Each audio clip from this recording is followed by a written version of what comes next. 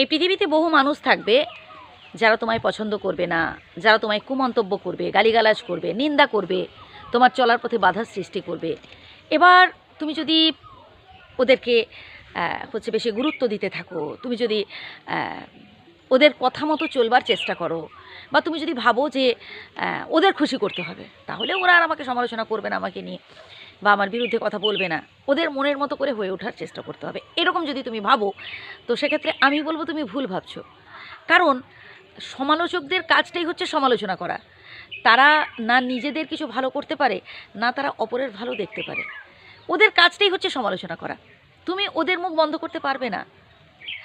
এবার ওদের খুশি করার জন্য তুমি দেখবে একটা সময় সর্বশান্ত হয়ে যাবে। ওদের খুশি করতে গিয়ে দেখবে তুমি তোমার ফিউচারটাই নষ্ট করে ফেলছো।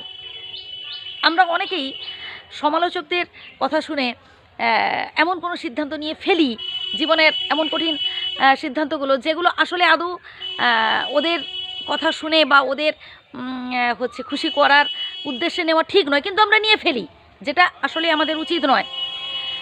কেন বলুন তো? সমালোচকদের কাজটাই হচ্ছে সমালোচনা করা। তারা আজ আপনাকে নিয়ে পড়ে আছে, 2 দিন বাদে দেখবেন আপনাকে ছেড়ে দিয়ে অন্য আরেকজনকে নিয়ে পড়ে আছে। আপনি যেদিন জীবনে সফল হয়ে উঠতে পারবেন, দেখবেন ওইসব সমালোচক, ওইসব নিন্দুক, ওইসব শত্রুরা আপনার সামনে জাস্ট মুখ থুবড়ে পড়ে আছে। এবার আপনার কাজ হবে সামনের দিকে এগিয়ে যাওয়া। আপনার কাজ হবে আপনি যেই লক্ষ্য নিয়ে নেমেছেন সেই লক্ষ্য যাতে আপনি ফুলফিল করতে পারেন, সেই লক্ষ্যে যাতে পৌঁছতে পারেন, এভাবে আপনাকে সামনের দিকে এগিয়ে যেতে হবে। এবার পেছনে কে নিন্দা করছে, কে কটু কথা বলছে, কে আপনাকে কুমন্তব্য করছে, এসব নিয়ে ভেবে চিন্তে কোনো লাভ নেই। আপনি আপনার কাজটুকুই করে যান। আর সফলতা অর্জনের জন্য আপনাকে অনেক স্ট্রাগল করতে হবে। সফলতাটা এতটাই সহজ নয় যে আপনি হাত বাড়িয়ে দিলে পেয়ে যাবেন। আপনাকে কঠোর পরিশ্রম করতে হবে, ধৈর্য ধরতে হবে, আপনার মধ্যে সহ্য ক্ষমতা থাকা দরকার। নানান লোকে নানান কটু কথা বলবে, কুমন্তব্য করবে, আজে বাজে কথা বলবে। ওদের কথা কানে না নিয়ে আপনার উচিত হবে যে সামনের দিকে এগিয়ে যাওয়া, ভালো ভালো কাজ করা। আগে স্বনির্ভর হওয়ার কথা ভাবতে হবে। আলেয়া আর বাস্তবের মধ্যে অনেক পার্থক্য আছে, এটা আপনাকে বুঝতে হবে। আলেয়ার পেছনে না ছুটে বাস্তবটা ফিল করার চেষ্টা করুন। আর বাস্তব তো বড় কঠিন ভাই, বাস্তব বড্ড কঠিন। আর এই কঠিন বাস্তবের মুখোমুখি আপনাকে হতে হবে।